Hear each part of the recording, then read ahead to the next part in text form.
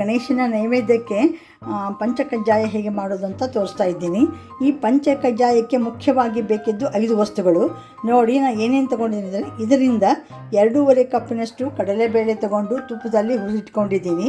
1.5 ಕಪ್ಪಿನಷ್ಟು ಕೊಬ್ಬರಿ ತೊಗೊಂಡು ಅದನ್ನು ಹುರಿದಿಟ್ಕೊಂಡಿದ್ದೀನಿ. ಒಂದು ಸ್ವಲ್ಪ ಕಸಗಸೆ ಹಾಕಿದ್ದೀನಿ. ಆಮೇಲೆ ತುಪ್ಪ ಇದೆ, ಬೆಲ್ಲ ಇದೆ. ಇವು 5 ಅಂತೂ ಅಗದಿ ನೆಸಸರಿ. ಇವು ಪಂಚಕಜ್ಜಾಯಕ್ಕೆ 5 ಹಾಕ್ತೀವಿ ನಾವು. ಆಮೇಲೆ ಬೇಕಂದರೆ ನೀವೇನು ಮಾಡಬೇಕು, ಡ್ರೈ ಫ್ರೂಟ್ಸು ಅದು ಹಾಕಬೇಕು. ಏಲಕ್ಕಿಗಂತೂ ಟೇಸ್ಟಿಗೋಸ್ಕರ ಎಲ್ಲರೂ ಹಾಕ್ತಾರೆ. ಇದನ್ನು ಮುಂದೆ ಹೇಗೆ ಮಾಡೋದು ಅನ್ನೋದು ನಾನು ತೋರಿಸ್ತೀನಿ.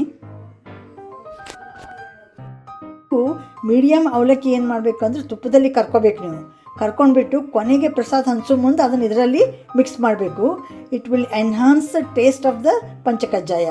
ನೋಡಿ ಮಾಡಿ ಸಲ ಈ ರೀತಿ ಮಾಡಿ ನೋಡಿ. ನೀನು ಎಲ್ಲರೂ ಲೈಕ್ ಮಾಡ್ತಾರೆ. ನನಗೆ ಸೇರಿದರೆ ನನಗೂ ಒಂದು ಲೈಕ್ ಮಾಡಿ, ಕಮೆಂಟ್ ಮಾಡಿ, ಶೇರ್ ಮಾಡಿ. ಮತ್ತು